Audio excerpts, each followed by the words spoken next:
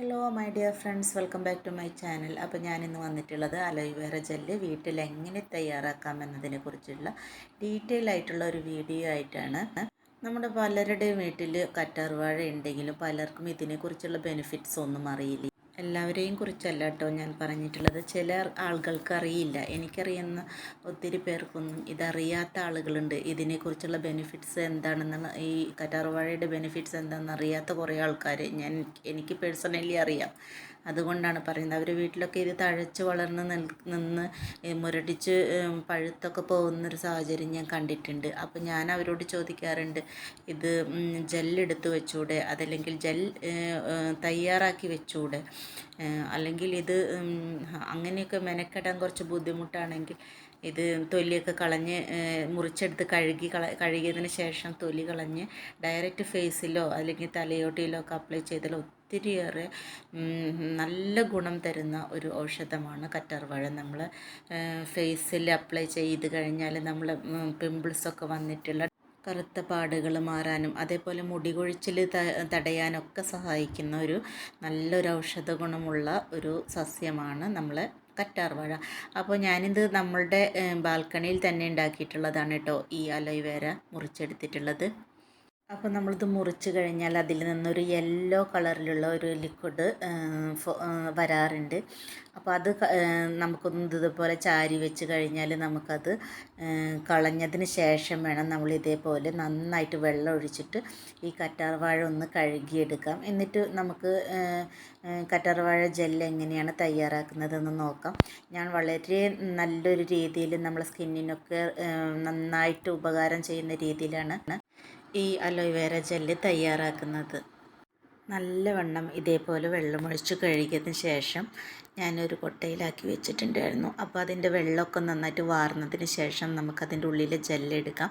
അപ്പം ആദ്യം ഞാനതൊന്ന് ഇതേപോലെ കട്ട് ചെയ്ത് ഇടുന്നുണ്ട്, കുഞ്ഞു കുഞ്ഞു കഷ്ണങ്ങളാക്കി. അപ്പോൾ നമുക്ക് പെട്ടെന്ന് തന്നെ ഇതിൻ്റെ ജെല്ലെടുക്കാൻ വളരെ എളുപ്പമായിരിക്കും. അപ്പോൾ ഞാൻ ഇതേപോലെ ആദ്യം കട്ട് ചെയ്തിടുകയാണ് ചെയ്യുന്നത്. അപ്പോൾ നമ്മൾ മുറിച്ച് വെച്ചിട്ടുള്ള കറ്റാർവാഴ എല്ലാം ഇതേപോലെ ആദ്യം കട്ട് ചെയ്ത് വെച്ചിട്ടുണ്ട്. ഇനി നമുക്ക് ഏത് രീതിയിലാണോ നിങ്ങൾക്ക് സൗകര്യം ആ ഒരു രീതിയിൽ ജെല്ല് എടുക്കാം. ഞാനിപ്പോൾ രണ്ട് ഭാഗത്തെ തൊലി കളഞ്ഞതിന് ശേഷം, അല്ലെങ്കിൽ ആ മുള്ള് രണ്ട് ഭാഗത്തെ ചെത്തിയതിന് ശേഷം പെട്ടെന്ന് എടുക്കുകയും എളുപ്പമായിരിക്കാം. അപ്പോൾ ഞാനിതേപോലെ ജെല്ല് എടുത്ത് വെക്കുന്നുണ്ട്. ഇതിൽ നമ്മളിതിൻ്റെ ജെല്ലെടുക്കുമ്പോൾ ഒട്ടും അതിൻ്റെ തൊലി ഇല്ലാത്ത രീതിയിൽ നന്നായിട്ട് അതിൻ്റെ തൊലി കളഞ്ഞതിന് ശേഷം വേണം നമ്മളതിൻ്റെ ഉള്ളിൽ ജെല്ലെടുക്കാനായിട്ട് കേട്ടോ. ഇപ്പോൾ നമ്മൾ മുറിച്ച് വെച്ചിട്ടുള്ള അലോവേരയുടെ ജെല്ലെടുത്തതാണ്. ആകെ ഇത്ര ജെല്ലാണ് കേട്ടോ നമുക്ക് കിട്ടിയിട്ടുള്ളത്. അപ്പോൾ ജെല്ലെടുത്ത് വെച്ചതാണിത്. അപ്പോൾ ഇതിൽ നല്ലൊരു കൊഴുത്ത ഒരു കൊഴുപ്പ് പോലെ തോന്നും. നമ്മൾ ആ കൊഴുപ്പ് നീക്കം ചെയ്യണം. നന്നായിട്ട് തണുത്ത വെള്ളം ഒഴിച്ച് 2-3 തവണ നമ്മൾ കഴുകിയതിന് ശേഷം വേണം നമ്മൾ ഇത് എടുക്കാനായിട്ട്.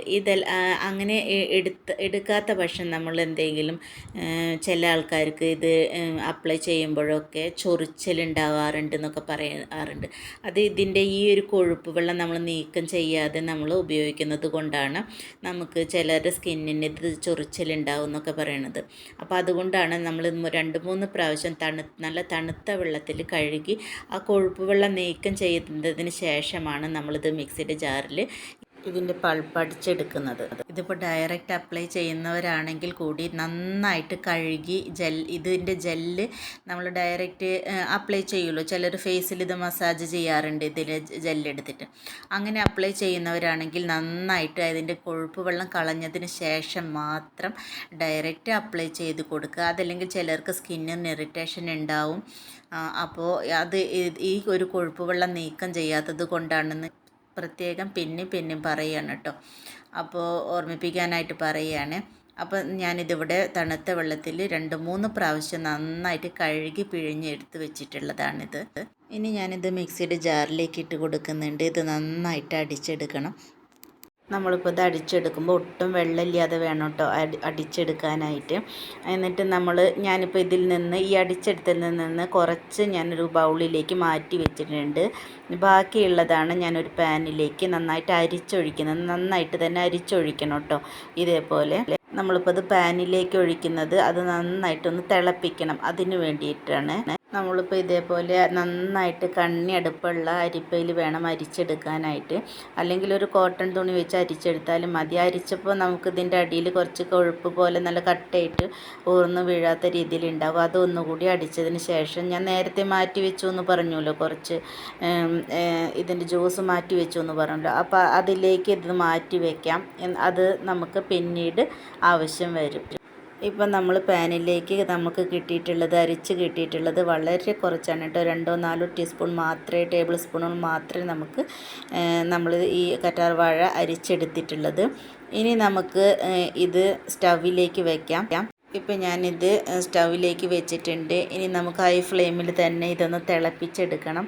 ഇപ്പോൾ ഇതിൻ്റെ ഒരു കൺസിസ്റ്റൻസി എന്ന് പറഞ്ഞത് ഈ ഒരു പരുവാണ്. നന്നായിട്ട് പച്ചവെള്ളം പോലെയല്ല, കുറച്ച് കൊഴുത്ത ഒരു വെള്ളം പോലെയാണ് കേട്ടോ. അപ്പോൾ നമുക്കിതൊന്ന് നന്നായിട്ട് തന്നെ തിളപ്പിക്കാം. ഇപ്പോൾ ഇത് തിളയ്ക്കാൻ തുടങ്ങിയിട്ടുണ്ട്. അപ്പോൾ ഇത് നന്നായിട്ട് തിളയ്ക്കുമ്പോൾ ഇതിൽ നന്നായിട്ട് പത വരും. പത ഇങ്ങനെ അടിഞ്ഞു കൂടിയ പോലെ അതിൻ്റെ അഴുക്കാണിത്. നമ്മൾ എത്ര കഴുകിയാലും എല്ലാ ഒരു സാധനത്തിനും വേവിക്കുമ്പോൾ ഒരു ചെറിയൊരു പത അല്ലെങ്കിൽ ഒരു അഴുക്ക് പോലെയൊക്കെ അടിഞ്ഞു കൂടുമല്ലോ, അതേപോലത്തെ ഒരു അഴുക്കാണ്. അപ്പോൾ നമുക്കതൊന്ന് മാറ്റി കൊടുക്കാം. അത് ഇതേപോലെ സ്പൂൺ വെച്ച് തെക്കി കൊടുത്തിട്ട് നമ്മൾ മാറ്റി കൊടുത്താൽ മതി. അപ്പോൾ ഞാൻ ഇതിൻ്റെ അഴുക്കൊക്കെ മാറ്റിയതിന് ശേഷം ഇതിലേക്ക് 1/2 ടീസ്പൂൺ വെജ് ജലാറ്റിൻ ഇട്ട് കൊടുക്കുന്നുണ്ട്. അപ്പോൾ നമ്മൾ ജലാറ്റിനൊക്കെ വാങ്ങിക്കുമ്പോൾ നല്ല കോസ്റ്റ്ലി ആയിട്ടുള്ള കുറച്ച് നല്ല പ്രൊഡക്റ്റ് തന്നെ വാങ്ങിക്കാനായിട്ട് ശ്രദ്ധിക്കുക. കാരണം വില കുറവിൻ്റേത് വാങ്ങിക്കരുത്. നമ്മളിപ്പോൾ സ്കിന്നിലൊക്കെ അപ്ലൈ ചെയ്ത് കൊടുക്കേണ്ടതല്ലേ. അപ്പോൾ വളരെ ലോക്കൽ പ്രൊഡക്റ്റൊക്കെ വാങ്ങിക്കുകയാണെങ്കിൽ നമുക്ക് അതിന് വേറെ എന്തെങ്കിലും സൈഡ് എഫക്റ്റൊക്കെ ഉണ്ടാവും. അപ്പോൾ നല്ല പ്രൊഡക്റ്റ് നമ്മൾ ഇതേപോലെ എന്തെങ്കിലും ക്രീമുകളൊക്കെ തയ്യാറാക്കുമ്പോൾ ഉപയോഗിക്കുന്നതാണോ എന്നൊക്കെ നോക്കിയതിന് ശേഷം വാങ്ങിക്കുക. ഞാനിപ്പോൾ ഇത് ഓൺലൈനിൽ നിന്ന് വാങ്ങിച്ചതാണ് കേട്ടോ. അപ്പോൾ അത് ഞാനിപ്പോൾ ഇട്ട് കൊടുത്ത ഒരു ഫോർക്ക് കൊണ്ടോ അല്ലെങ്കിൽ വിസ്ക് കൊണ്ടോ ഇതേപോലെ നന്നായിട്ടൊന്ന് മിക്സ് ചെയ്ത് കൊടുത്താൽ മതി. അപ്പോൾ ഞാൻ അത് വളരെ കുറവായത് കൊണ്ടാണ്. ഇപ്പോൾ നമ്മൾ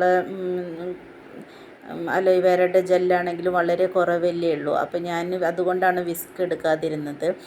ഞാനിപ്പോൾ ഈ ഫോർക്ക് കൊണ്ട് നന്നായിട്ട് പ്രസ് ചെയ്ത് കൊടുക്കുമ്പോൾ തന്നെ അതിൽ നന്നായിട്ട് അലിഞ്ഞ് ചേർന്നിട്ടുണ്ട്. ഇനി നന്നായിട്ടൊന്ന് തിളച്ചതിന് ശേഷം നമുക്ക് ഫ്ലെയിം ഓഫ് ചെയ്യാവുന്നതാണ് കേട്ടോ. ഇപ്പോൾ ഇതിൻ്റെ ഒരു കൺസിസ്റ്റൻസി എന്ന് പറഞ്ഞത് ഈ ഒരു പരുവത്തിലാണ് ഇപ്പോൾ നമ്മൾ ഫ്ലെയിം ഓഫ് ചെയ്തിട്ടുള്ളത്. നമുക്കിതൊന്ന് ചൂടാറിയതിന് ശേഷം ഒരു ബൗളിലേക്ക് ഒഴിക്കാം.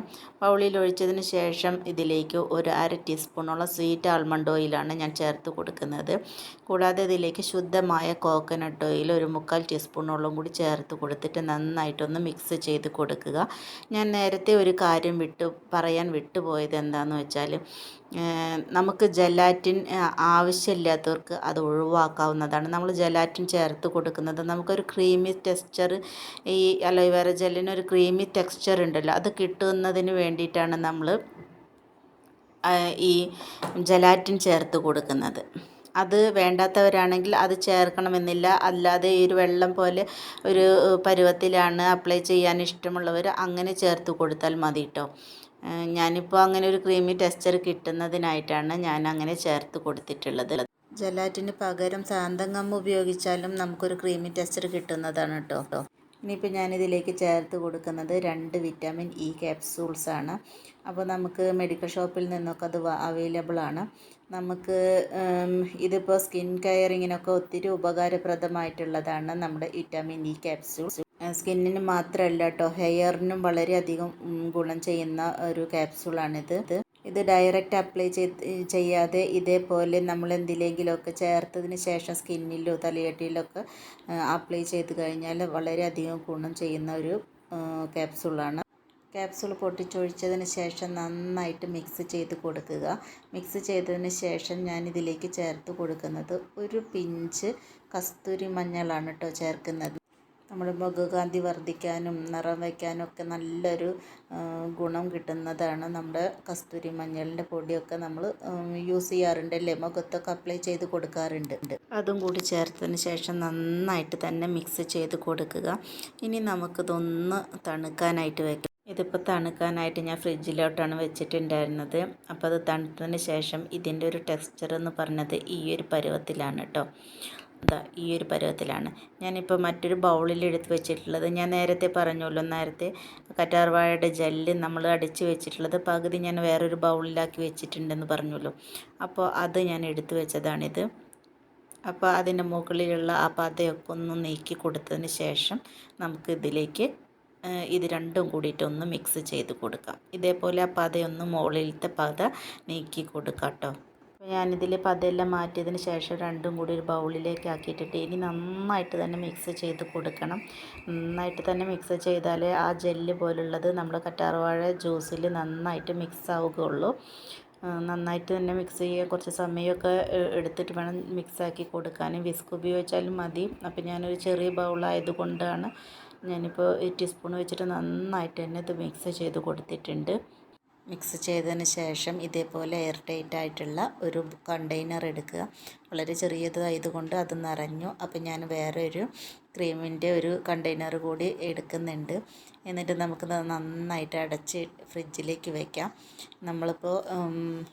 നമ്മളിപ്പോൾ വീട്ടിൽ തയ്യാറാക്കുന്നത് കൊണ്ട് ഇത് പെട്ടെന്നൊന്നും നാശാവാതിരിക്കാനാണ് നമ്മൾ വിറ്റാമിൻ എ ക്യാപ്സ്യൂൾ ഉപയോഗിക്കുന്നത്. അതുകൊണ്ട് തന്നെ നമുക്കിത് ഫ്രിഡ്ജിൽ സൂക്ഷിച്ച് ഉപയോഗിക്കാവുന്നതാണ്. ബാക്കി വരുന്നത് ഇതേപോലെ ട്രേയിൽ ഒഴിച്ച് വയ്ക്കാം. ഒരു 2 മണിക്കൂറൊക്കെ ഫ്രിഡ്ജിൽ വെച്ചാൽ മതി. അപ്പോൾ ഞാനത് പുറത്തേക്ക് വെച്ചിട്ടുണ്ട്.